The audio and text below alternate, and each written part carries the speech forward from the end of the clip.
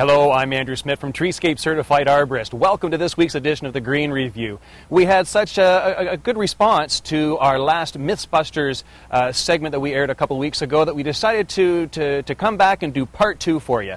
And joining me today to dispel some of the common myths about trees is our consulting arborist, Paul Hambidge.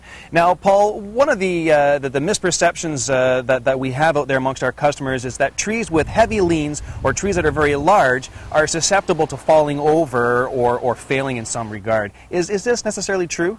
No, that's not really true. As a general rule, there's a couple of things we look for in a leaning tree, and that's we look for cracks around the bottom just to make sure that the roots are not heaving up.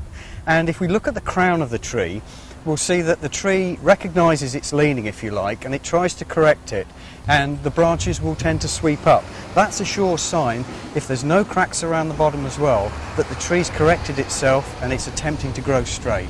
So we shouldn't jump the gun and go down and cut a tree. We should perhaps get a second opinion. Certainly, yeah, and I would get a certified arborist to look at the tree first before you jump to any conclusions. Very good. Now, there's also an assumption out there. This is a good one. Is that red maples actually have red leaves? Now, that's not the case. They're actually these trees, these maple trees with red leaves, are actually a Norway maple. What's the difference there? Well, really, that's the difference in the leaf coloration.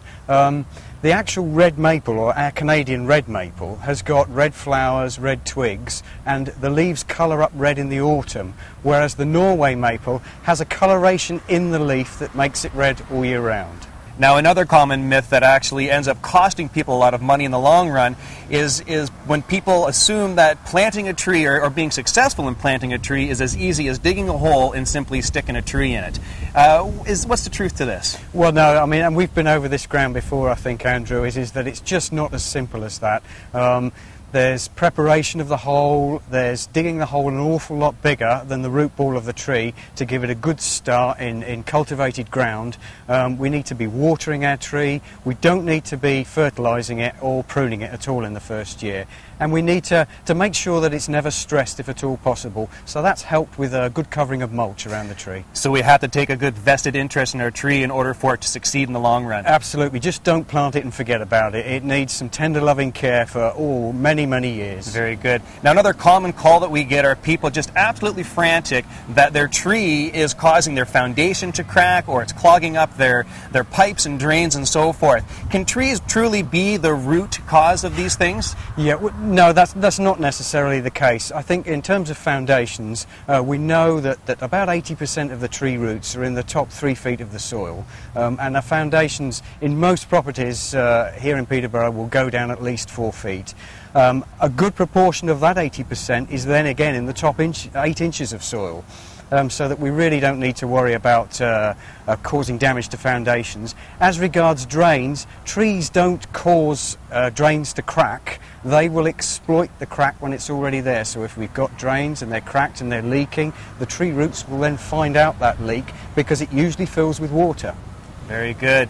Okay, now another common misperception is the idea that it's okay to drastically reduce the height of a tree and not cause any damage to it because it appears the following season to be very abundant and flourishing with new growth.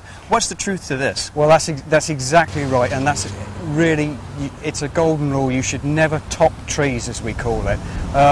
Topping a tree appears afterwards that the tree is in good health and it's regrowing back again, but you're creating an awful lot of problems.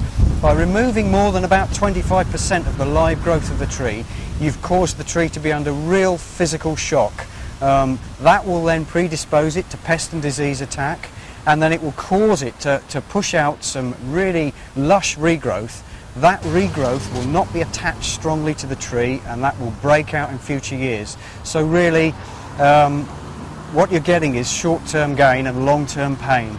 Very good. Well, thanks very much for joining us again this week and dispelling more myths. You're welcome. And that's all the time that we have for today's Green Review. On these hot, humid days, here's a good point to ponder. By placing a tree on the southwest-facing corner of your house, you can actually reduce your cooling costs by 10 to 15%. I'm Andrew Smith. We'll see you next Friday. The Green Review is brought to you by Treescape Certified Arborists. We bring trees to life.